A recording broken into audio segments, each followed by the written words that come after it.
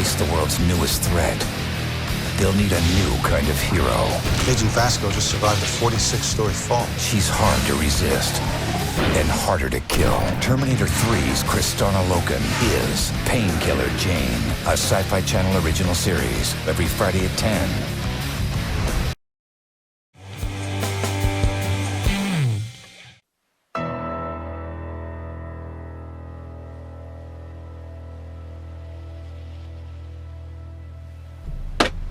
Yo! You watching the Halo 3 vid doc? Yes? No. I just got it? No. Why no? Turn it off. Okay. Your life right now is Halo 2. The new maps come out next week. I love probably me know some that. Halo 2. I'm looking What forward you to it. don't know is that we have a long-standing rivalry with Bungie. Oh, I know. And next week, we face them again. You went to their house and you let them play by their rules. Fuck that. This is online. All right? The playing Where field we is... can cheat. No. What the fuck? We don't cheat. Okay. I don't need you watching this Halo I 3 tons of shit. Halo. I You totally haven't played did. Halo in months. All you play is Gears of War now, right? Right. Right. And X, right? No. Okay, I need your copy of Gears of War on my desk tomorrow morning. Tonight, we're playing Halo 2 multiplayer, 9 p.m. sharp. 9 And p.m. every night until next Wednesday, when we have the Hump Day Challenge against Bungie. Okay. Who else is on the team? Right now, it's Mark and Shu and you, and we're still looking for a fourth. I'm Mark, shopping around. Me. No. Oh, yeah. Master Chief has no love for you, as you have no love for Master Chief. But I bought it. Turn it I don't care, around. it doesn't count. Defeat does not exist in this dojo, does it? No, Sensei! We need a fourth. Yeah, I don't know who though. Someone good. Somebody who's really good at it and really loves Halo. I don't know though. Like, I don't know anybody else who's like, respectfully and properly into Halo. I can't play, I'm the coach. Sensei doesn't kick. Who could it be?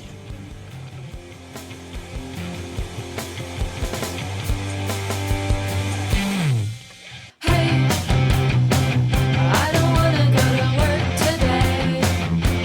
Wanna stay home and play all my video games on the One Up Show. You know you'll be a star on the One Up Show. You already are. Every day, this life's a holiday.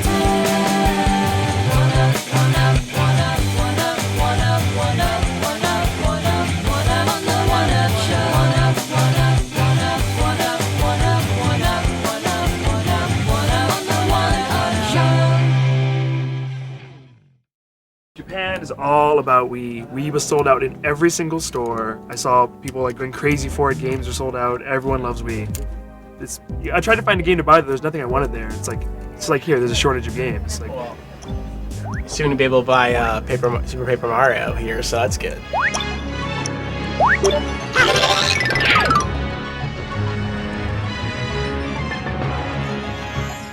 we've all played it. It seems like a long time ago since we played it. We reviewed it, but I think it's obviously the next game everybody's going to get. If you bought Zelda, you should buy this game. It's like the next purchase to buy for GameCube. I mean, Wii.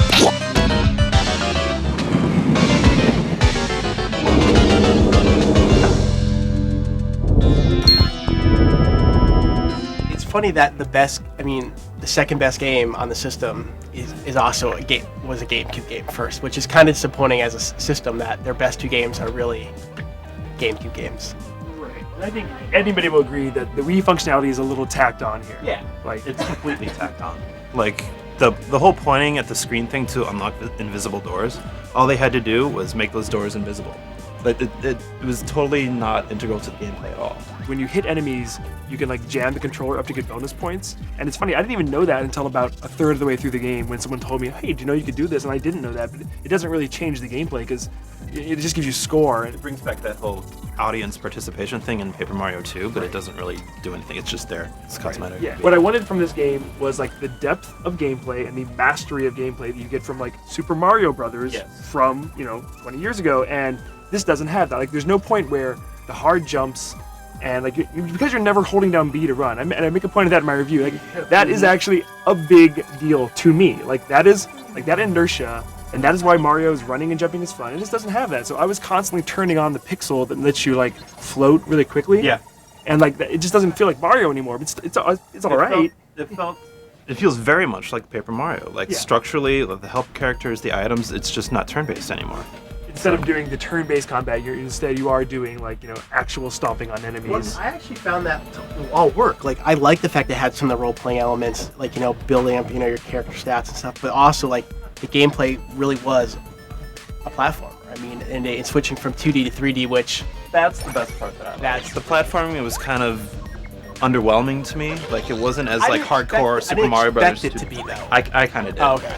I wanted it to be. I wanted it to be. I really like it. I think it's a good game. I gave it a good score, and I definitely recommend playing it. But it definitely didn't grab me the way I thought it would. I mean, I was really excited because the idea of the humor of Paper Mario mixed with like the real platforming gameplay of a real Mario game, to me, should have been like the perfect But combination. that's the thing, that it was never as platform heavy as we all like kind of expected it would be. Right. Structurally, it's very similar to the Paper Mario RPG stuff. Right. I don't know. It was exactly what I was hoping for. I mean, I would say I was hoping for a little bit more Wii stuff, Wii functionality. But otherwise, I mean, I was completely sold on it. I didn't mind that it was like a little bit of a mix of everything. Like I was looking forward to that. Like it was nice change up. Because I didn't guess, my expectations were different. I didn't expect it to be a hardcore platformer. You're concentrating on the super part of the title, and I'm concentrating on the paper part of the title. Like that just feels like a Paper Mario game with a little bit of Super Mario in there. Right. Whereas you're hoping, you haven't played as many of the Paper Mario games, which you admit, you were expecting Super Mario. Even with this, they took away some of the paper stuff from Paper Mario 2. Like the turning into the Like, envelope yeah, and all the stuff like paper, that. all the paper shapes you can do. So it's a weird mix of both. It works really well in some areas, but others.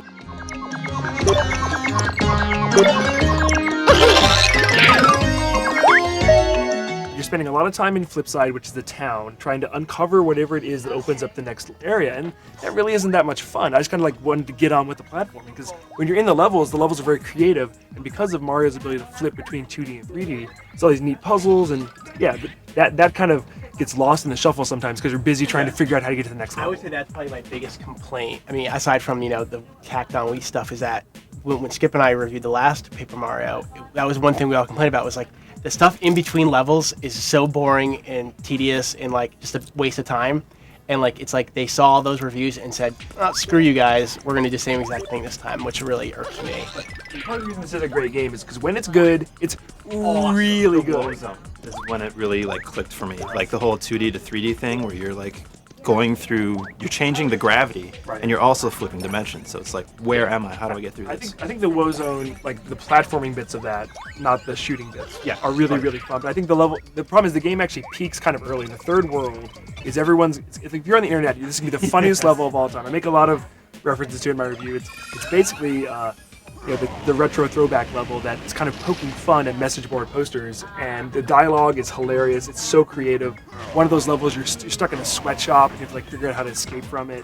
My favorite line is when someone asks you, do you go on message boards and complain about games you've never played before? You Like, have to answer yes. yeah, you have to answer yes, and it's like it's like perfect. It's like exactly what I want, stuff I want to hear. Like I wish more games had that type of That humor. level is full of surprises. Like suddenly the gameplay changes entirely, and like I don't want to spoil it for people, but like the boss encounter is really funny and just creative. And so because of that level is so awesome that other levels, especially later in the game, seem kind of pedestrian. I mean, like, I don't want to sound like I'm a hater because I do think this is a very good game, but there are a lot of missed opportunities here, like the multiple characters. Because Mario is the only character who can switch between 2D and 3D, like as much as you want to play as other characters, and I really like playing as Bowser because he's really strong and it kind of makes the game feel different. I was constantly having to open a menu, switch back to Mario just to progress. I mean, from all the time, because only Mario can progress through a great deal of the game. And I agree. I would really 95% of the time play as Mario, just because a lot of the game is, a lot of puzzle elements to the game. It's more than just, like you said, than a platformer. There's no compelling reason to switch You're to Peach. always going back 2D, 3D,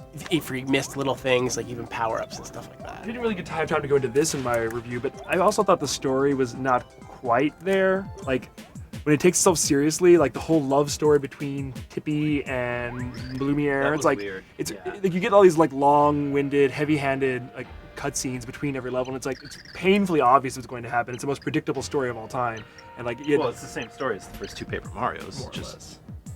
Yeah, Yeah. it's because when the game's really funny, it's super funny. I almost wish it was just funny throughout instead of ever taking the itself Luigi serious. stuff was funny. I thought with the robot and Yeah, that is funny. Yeah. It's also funny that Nintendo went so far out of their way to protect the fact that Luigi's in this game, and it's like he's on the box. He's on the box, and yeah, Luigi's in the game.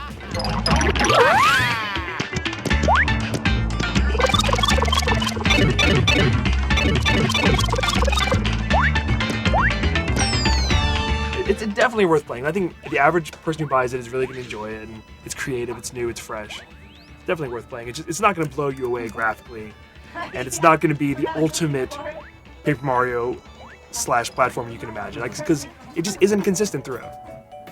I think we're all in agreement, just like varying levels. know, Like highly recommended. No, it some is. issues. It is, and it's for me, it's almost bittersweet because it's sad that my second Wii game that I'm gonna buy is basically a GameCube game.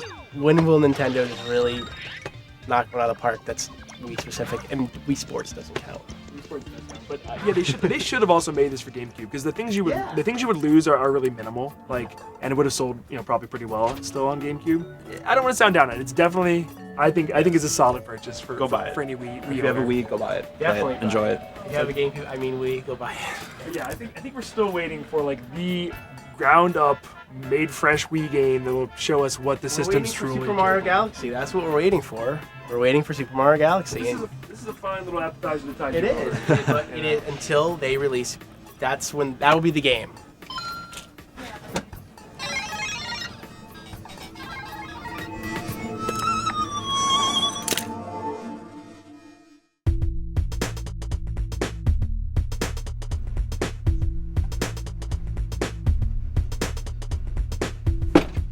What the fuck? So I hear you like Halo. You're pretty goddamn astute, Kathleen. Yeah, but I also hear that the one loss that Ziff has suffered against Bungie was when you were on the team. Yeah. Things are different now. Yeah, the one where we played the game that they've been playing for 6 months and no one else in the world's played yet. Yeah, we Right, lost that we're not one. doing it that way. Okay. I like wins in the win column, not excuses in the win column. As opposed to what else? Oh, excuses in the win column. Would that be an E? It'd be some kind of asterisk, and then at the bottom there'd be like a footnote. Next week, Halo Hump Day Challenge against Bungie. It's a rematch. It's time for Ziff to take back the pride that you guys managed to lose. We're playing the new maps. We're playing the new maps Wednesday. The day they come out. No, day after. The day they come out, we will be studying them non-stop. Yeah, I'll play in your little game. Be there tonight at 9 p.m. Okay. I have to play Halo. Okay. Yeah. If I see you on Xbox Live playing anything other than Halo 2, you're off the fucking team. You obviously haven't seen my anemic gamer score. Alright, great.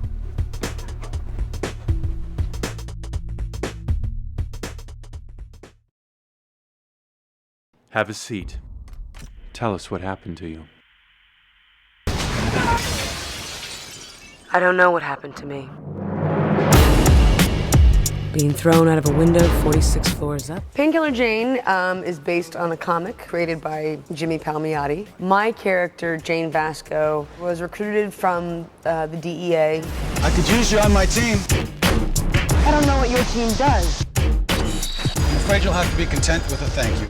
Neurological aberrants are people that look like you or I, but somehow they've been genetically changed in such a way that they can control people with their minds. So our job is to hunt down the neuros. So when we chip them, it disables the mind control, and then we ship them to form tests and whatnot in this kind of Guantanamo Bay-esque holding facility. The man beside me is going to kill you. You're supposed to be dead. In the first episode, we find out that she has this healing ability. Jane herself doesn't know who she can trust with this information. Is the hunter being the hunted? We don't know. We're gonna get a few little breadcrumbs of info along the way. How did these neuros start? How is Jane possibly related to these neuros? But she does, even though she heals, she does take on the physical and emotional pain, hence the Painkiller Jane. So even though there's a lot of physical trauma that she heals from, it's emotionally and mentally very taxing on her and me.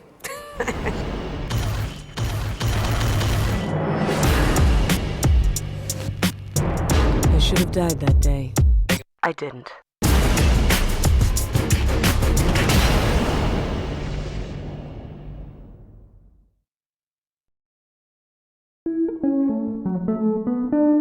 You know what sound dragons make? No, they sound. That's wrong. Dragons go.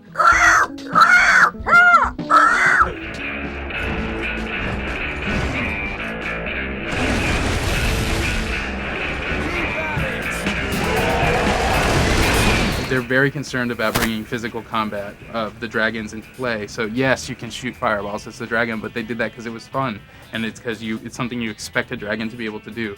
But the majority of the combat is not done with fire. In fact, when I was playing, I hardly used it at all. And combat cannot stay with projectiles alone, because it always comes down to either lock-on missiles or lasers or bullets or whatever you do, World War I, World War II, futuristic. You lock onto a dragon with the L1 button, and then you hit the X button, and it does like this kind of blast-in strike. While you're hitting him, we're actually going into a slowdown mode like Matrix, and you can actually use the 6-axis, the tilt, to tilt around the camera. If you then can line up the next dragon in the shot, and you push the button before the slow-mo is over, then you scoot over to the next one, and you can daisy chain. You can do combos, and you can daisy chain these guys. Let's say you've got a medium dragon at the end of that. He wouldn't die from that one hit. Right. So him you then get into one of these closer-up dragon fights.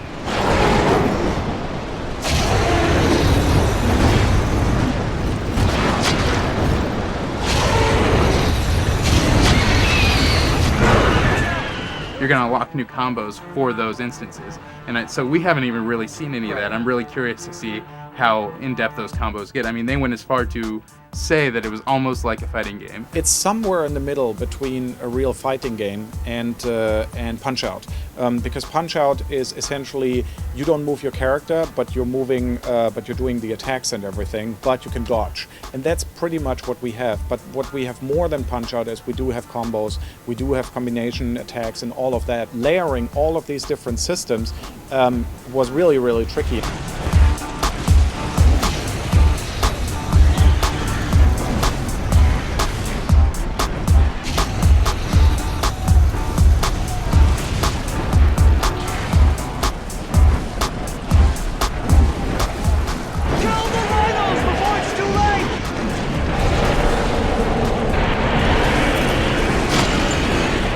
I think the gameplay is largely different than the Rogue Squadron games, and especially when you consider that the whole thing is done with motion control. And I think it works. I think the motion control works great. We are only using waggle when it actually is when it's better than traditional analog stick D-pad buttons.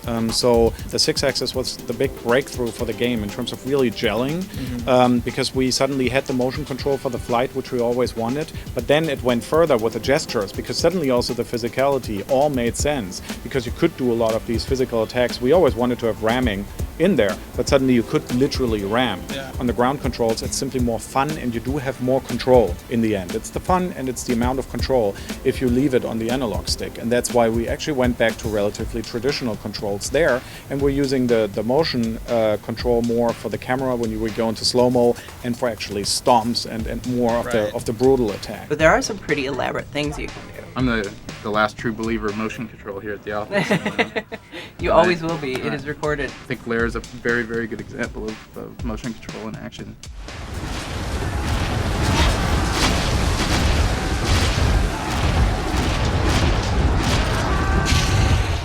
At the event, the game was running at the frame rate wasn't that great, but they've also just said that they just hit alpha. The frame rate and stuff, to bitch about that is really pointless, because that's polished type stuff. That's stuff they absolutely have time to fix. Sure. And it will run in 1080p. Yeah, and it looks cool. You know, and if you are one of the, 0.0005% of HD TV owners who have a TV that will show true 1080p, you'll be able to take advantage of that with this game, which is something, finally. You know, we're starting to see that.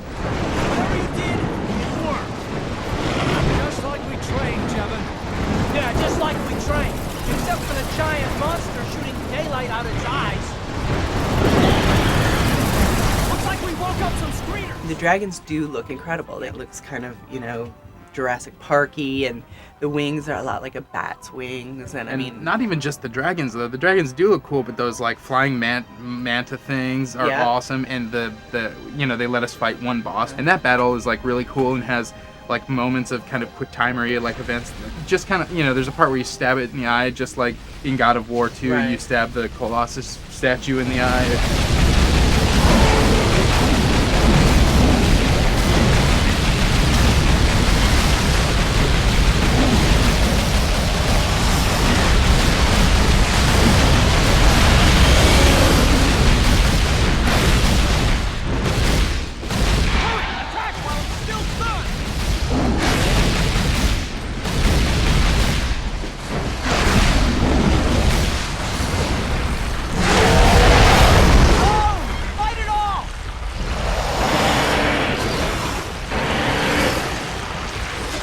Subplots have had to be cut from the game, as they always are. As always. But are you still hoping to, or do you know if you'll be able to offer those later on as downloadable content, or is that something you guys are working on? There were 2 strands of subplots which we would love to revive, but in the end that would be perfect as downloadable content, and we have to figure it out with Sony if it actually makes sense. I personally would like to do it, yes. I played the TGS build when they had that PS3 launch thing out at Dogpatch. Right. And I really liked it there. I really liked how it felt. It was that same bridge level that everybody had seen before this recent event. And I was really excited to see new environments and see what they did was new. And I'm starting to be a little bit concerned. To me, this is just like one of their Rebel Assault games with all the X-Wing flying, but instead of, X-Wing or you've got a dragon. In what way? In the way that every mission is set up. Yes. Everything is set up very traditionally. It's very traditional. I remember I'm saying that, every mission was timed, but there were some where the time was so generous you don't have to worry about the fact that it's timed. And it's like these linear objectives. And I am still optimistic about the game. I'm still excited about the dragon game, because dragons are awesome. I just wanted to see maybe something a little different. And we might still. I'm just saying that everything we've seen now is just like those with the dragon covering. I don't like time missions. I don't like linear objectives. Okay. Stop those Tauros! Hurry! Go destroy the trebuchets now. All right, now go destroy the rhinos. All right, now I want to destroy them in the order I want to destroy them. I want to destroy the trebuchet with the rhino. I want to be able to do that. That's and fine. It doesn't encourage that. Okay. But they did mention that some of the other levels are more sandboxy. Yeah. Sometimes I appreciate a timed mission. I like the structure of the game. It's not that I want to be told everything that I need to do every second, but we're talking about the second level of the game when they're teaching you how to play. Right. The gameplay structure is more convenient for me as an old school gamer than every game having an open world like Grand Theft Auto. I don't need that.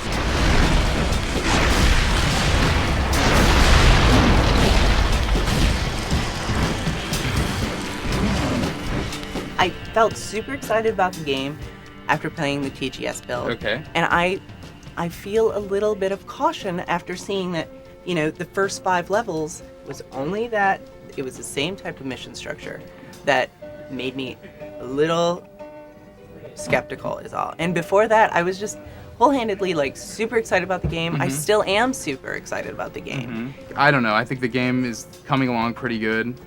We're going to have to wait until it finally comes out to really see if they get the finishing touches put on the visuals. I have really high hopes for the game, and I don't think there's any real reason for anyone to start dismissing it at this point. I'm not even that big a Rogue Squadron fan. I think people who really like those Rogue Squadron games, who really appreciate flying games, arcade-style flying games like the ones that Factor 5 makes, Factor 5 fans are going to get a real kick out of this game. They haven't totally abandoned everything that put them where they are. Yeah. And that there is some of that in this game. Definitely.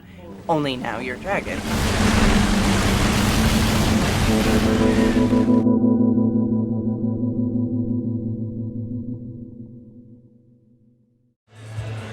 So, how about that Devil May Cry 4, huh? it's not we May can't 1st yet. Oh, we can't talk about it yet. Okay. Couple weeks. Okay.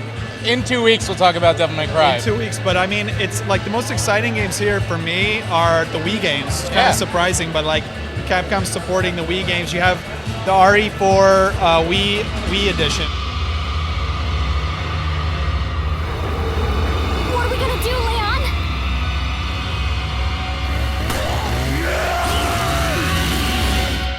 I'm so angry with Capcom that they're releasing pretty much my favorite game in the last 10 years again for a third time, and that I'm gonna buy it again for a third time.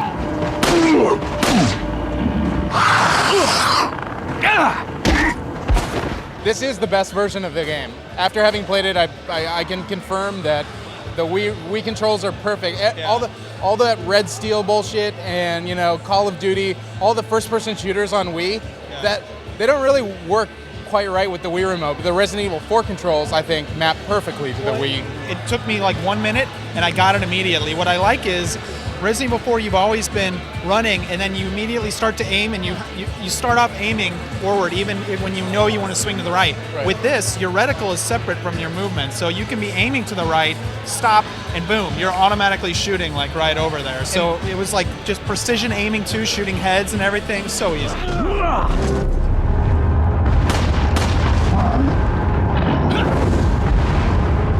I mean, when I heard it was coming to the Wii, I was like, yep, that's going to work right. And after having played it, it totally does. I really love did you try the new knife attack? Yeah, if you just waggle, it's an immediate knife attack. Right. Usually when I'm playing a Wii game, I'm like overcompensating. Like if I have to do a motion, if it tells me to wave it or whatever, I'm like, go crazy.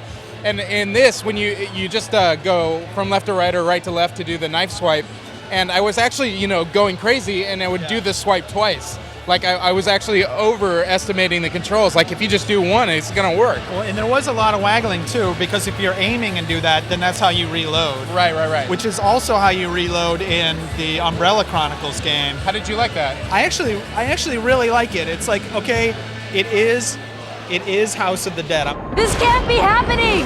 No! We're too late! What are these things? What's going on? And I'm a little disappointed that you're moving on rails. You can move around with your nunchuck and look around limitedly, but you are being dragged around on rails. Right. People are joking this House of the Dead or Mansion of the Dead because the first level is set in the mansion from RE1. There's going to be from environments from different games and also new environments. It's a little disappointing that it's basically just a shooting game. You're not controlling where you're going. Even like a Gun Survivor games, which were never good, but they gave you that freedom of movement. If you don't come to the game with a stigma like, oh, this is just House of the Dead, especially if you like House of the Dead, if you've missed like Jesus Christ. So this is getting nuts. I think Cirque du Soleil is up in this piece. Has just broken out. Let's go. Let's get out of here. So here we are in a quieter spot. I like this a little nicer, right? Like if you don't come at Umbrella Chronicles with like a preconceived notion of the fact that it's like so lesser than a Resident Evil game, or especially if you like House of the Dead and other, like gun shooters, then I think you'll really get a kick out of it because it looks good. I mean, I haven't played the remake in a little while, but I think if you were to go back and compare, I mean, this is all in 3D, but the graphics look pretty nice.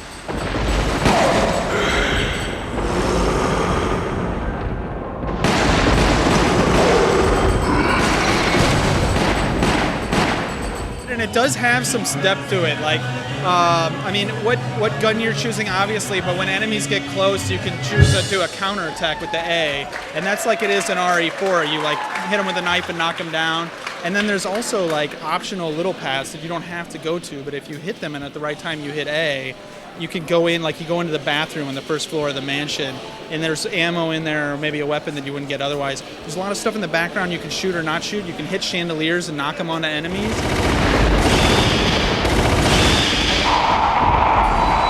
I thought we already killed him. So there is more to it, and it looks good, like the lightning and like all the lighting effects. Destructibility of the environment. Everything's destructible, which it never was in the Gun Survivor games. It's not like the Gun Survivor games were ever great anyway, but it's like, I do kind of wish it was a more deeper title, but taken on its own merits, it does look and play really good. This one's tougher than I expected. I'll bet his mouth isn't so tough. When I played RE4 on the Wii, I was like, wow, this is like perfect. This is so like, this is maybe my favorite Wii game, even though this is like just a remake. And I kind of wish that that instead of making Survivor, even though I think it is a pretty cool game, Umbrella Chronicles. Umbrella Chronicles. Right. Whoops. Even though they're working on Umbrella Chronicles, which I think is a cooler, is a pretty cool game. I mean, Yeah. it's definitely looks better than I thought it was. I wish they were doing like Resident Evil 4.5, I know, spending their time on that. It's no accident. You call it Survivor on accident, but really, if Survivor was a popular series, that is fucking Survivor. They Really? would call it Survivor if it was a popular series. They want people to forget that brand, forget the stigma, and like sort of start over. I think that's why they're calling it that. In the game they showed that takes advantage of the Wii the most probably is Treasure Island. Project Treasure Island Z. Working title.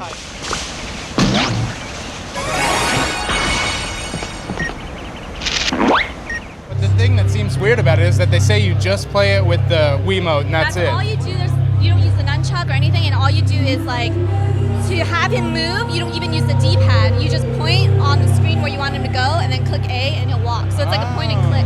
And when you want him to interact with something, you point at that object and you click on it. So it looks like an adventure game, but really it's like a puzzle game, right? It's basically like a series of puzzles, and it's like you use the Wiimote and you're not sure even how to do it. It doesn't explain everything.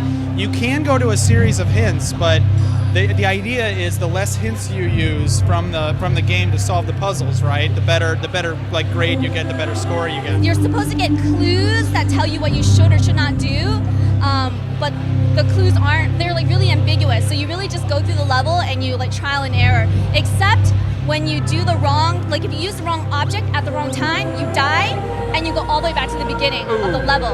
So like one of the reps here were telling me like one of the longest levels that she played was like it took her like 2 hours. And I'm like, just think you get to the very end and then there's like some kind of innocuous looking object on the floor, you walk by it and it kills you. Your little monkey sidekick transforms enemies into items that you can then use to solve puzzles, right? Yeah. Did you see any of that stuff? Yeah, if you go to like an enemy, you can use Wiki or your Wiimote and you like shake it and he'll like break out a big bell and it's like ding ding ding ding ding ding. You win a prize and it like changes into like an object you can use or a weapon you can use or something like that. Usually they're like devices for getting to the next part of the level.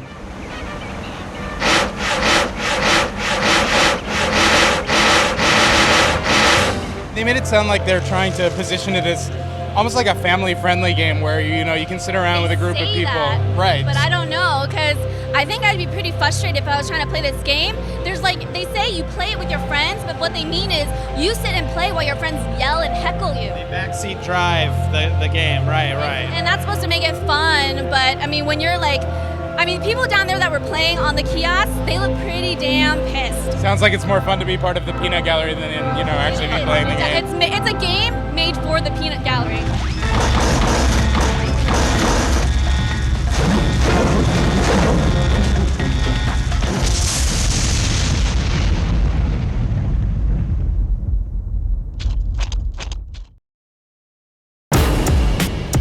Being thrown out of a window 46 floors up should have killed me. It's based on a comic book that Joe Quesada and I created around '95, and she's not the spandex and cape and zaps powers from her eyeballs kind, but she's definitely, her power is sort of secondary to her. Like I've always written her, she's all attitude, she's all balls to the wall. Jane is like a non-stop killing machine kind of gal, and then the power she has that if she gets injured, she can heal. It doesn't heal that second. She can feel the pain, but it heals. It's when we first came up with the character, it was sort of a storytelling device because we never made the character about her being injured so much. It wasn't about that. It was about the situation she was in and pretty much how that not only does she have these powers, but she still has in her blood the crime fighting kind of a way about her. The man beside me is going to kill you. You're supposed to be dead.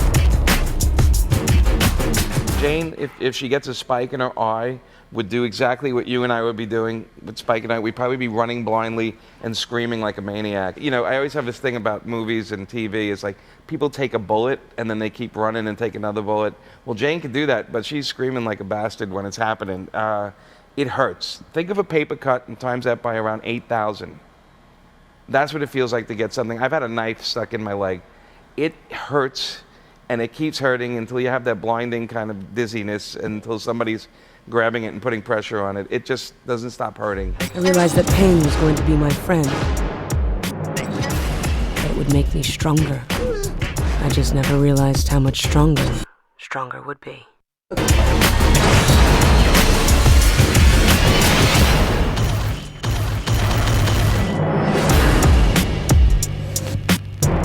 I should have died that day. I didn't. No, don't fucking drop the rocket launcher. It's gonna respawn if you do that. I know. What the fuck? Christ. Yeah. Great. Game over. Good job. Your idea of training, fucking bitching at him, like telling him to whore the rocket launcher.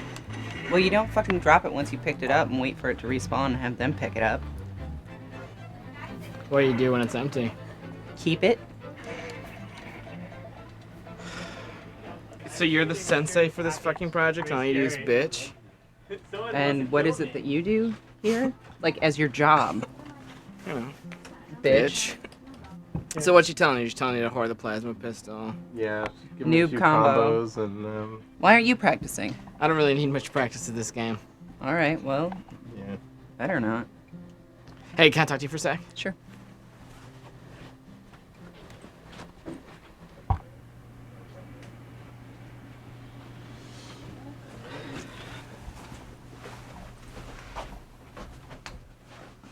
Oh, shutting the door.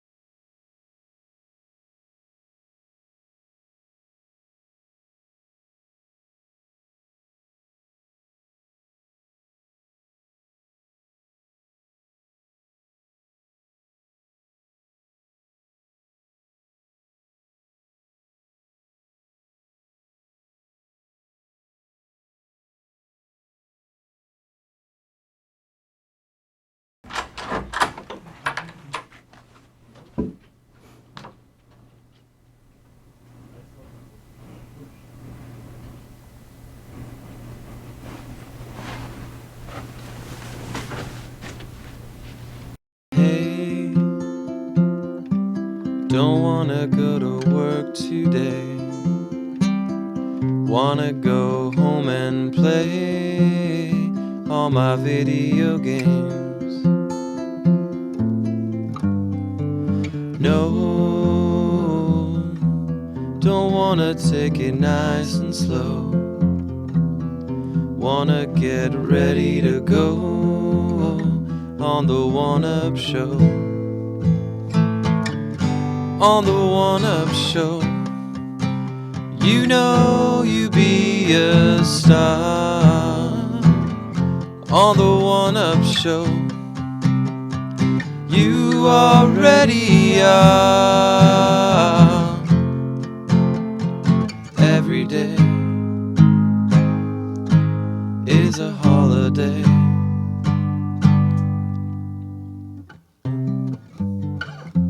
That's how I'll always know. One up, one up, one up. My friends are going on. One up, one up, one up. And I'll see you all. One up, one up, one up. On the one up show.